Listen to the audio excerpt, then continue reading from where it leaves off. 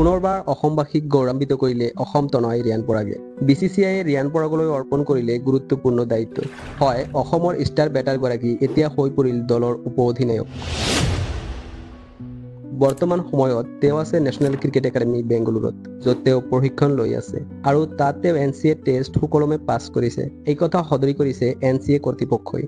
একে সময়তে আমি অসমবাসীৰ বাবে আৰু এটা সুখবৰ আহি পৰিছে। আগন্তুক 28 আগষ্টৰ পৰা আৰম্ভ হ'বলৈ গৈ আছে দিলীপ ট্ৰফী 2025।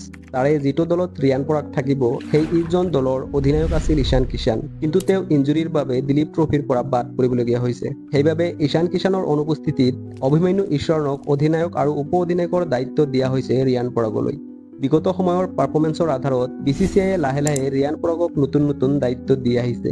এছিয়া কাপত যদিও প্ৰথমে ৰিয়ান পৰাগক মুখ্য দলত স্থান দিয়া হোৱা নাছিল, কিন্তু পিছত তেওঁক ষ্টেণ্ড বাই লিষ্টত অন্তৰ্ভুক্ত কৰি লোৱা হৈছে। ইয়াৰ পৰা স্পষ্ট যে ভাৰতীয় ক্ৰিকেটত ৰিয়ান পৰাগৰ গুৰুত্ব দিনক দিনে বাঢ়ি গৈ আছে, যিটো আমি অসমবাসীৰ বাবে বিৰাটেই গৌৰৱৰ বিষয়। কিয়নো ৰিয়ান পৰাগৰ সফলতাই সুনাম কঢ়িয়াই আনিব আমাৰ অসমলৈ।